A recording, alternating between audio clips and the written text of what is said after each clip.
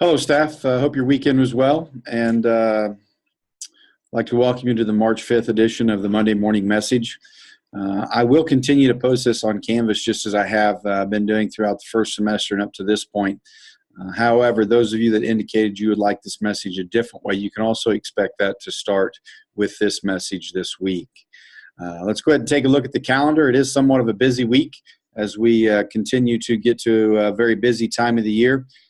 Just a reminder in regards to duty, just as we do every week, and be very diligent in making sure that you're in your assigned area at your assigned time, so we can make sure we have proper supervision of our students during the morning hours. Next thing to talk about is class of 2021 enrollment. That will start Monday. It will go Monday and Tuesday. So we will use the enrollment bell schedule on those days. The other thing in regards to that is juniors and seniors are not required to stay for study hall during enrollment time. They can go unless they are given a tutoring pass for a specific class. If they're given a tutoring pass, the expectation is that they are there during that time. The other thing to keep in mind as freshmen and sophomores enroll, once their enrollment is completed, they should be heading back to study hall during that time. So that's Monday and Tuesday for enrollment. On Wednesday, Student Council will be hosting their blood drive. This will be in the girls' gymnasium. You should be expecting more information to come from Mr. Vonder, our student council representative at this time. Thursday, the 8th, juniors will be attending Battle of the Sexes on the campus of Missouri Southern State University. Miss Cornell should, if there's any more information to come out, you can be looking for that from Miss Cornell in regards to that. Also, go back to Tuesday on the 6th. We're scheduled to participate in the statewide tornado drill. That will take place at 10 a.m. In regards to the tornado drill on that day, please make sure that you're checking your email for continued information that I will be sending out in regards to that on Monday as well as Tuesday morning. So pay particular attention to those couple of emails as we move throughout the week. The other thing to consider is grades are due on Friday.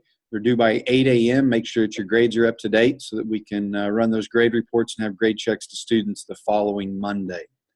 Friday is also an early out. We'll dismiss by intercom. I think it's on the calendars at 12:45. It will probably be quite earlier than that from the standpoint of sometime towards the end of fourth lunch.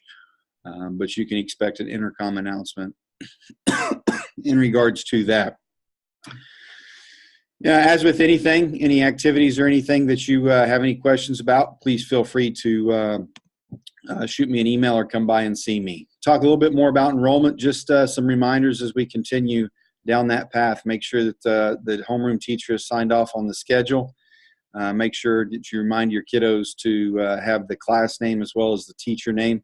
And always a good idea to monitor that closed class list that Ms. Pont shared in regards to enrollment. The class of 21, we did start passing out, or 2021, we did start passing out numbers last Friday. They can also pick those up during lunch on Monday. I already talked about March 9th, a little bit more information on that. That will be collaborative team time for you guys. I do not have anything planned for the whole staff. PGP, at the very beginning of the year in Talent Ed, you filled out a PGP plan. Part of that plan is a PGP. I believe they call it a review. So make sure that you're checking in Talent Ed and completing that review. I believe there's 2 more questions at the end of that you'll have to get completed as we move forward. So make sure that you're paying attention to that. Substitutes and ASOP. I understand that we do have sudden illnesses, and when that's the case, I also understand that we are going to get sub requests in the morning. What I would ask is that if you know that you're going to be gone and you know in advance, please take the time to go ahead and enter that into ASOP so that we can make sure that we have substitutes secured. This does turn into a very busy time of the year, so if you could pay particular attention to that and getting those filled out early whenever possible, that would be greatly appreciated. Talked about the tornado drill reminders. Again, be checking your email Monday and Tuesday in regards to more information on that. I sent you an email late last week in regards to March 14th and some things that you've probably heard, some things maybe even that you've seen circulating in the news. We continue to work on those details, and I anticipate having more information for you in regards to what March 14th, the student walkout might look like as we proceed forward. Move on to our reflection for the week. February 12th, we talked about, am I excited about going to school today? Skipped a week, and then we went to February 26th, and it was, do I still believe I can learn new stuff about my content, my kids, and how I can relate to them? This week, reflection for the week consists of this question: are my students' needs at the front of everything I do?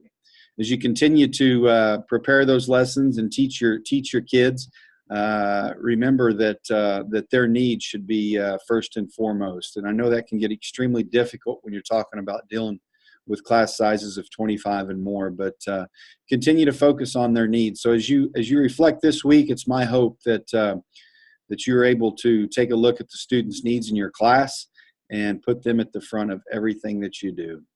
I appreciate each one of you. I hope that this week is an awesome week for you. Have a great day.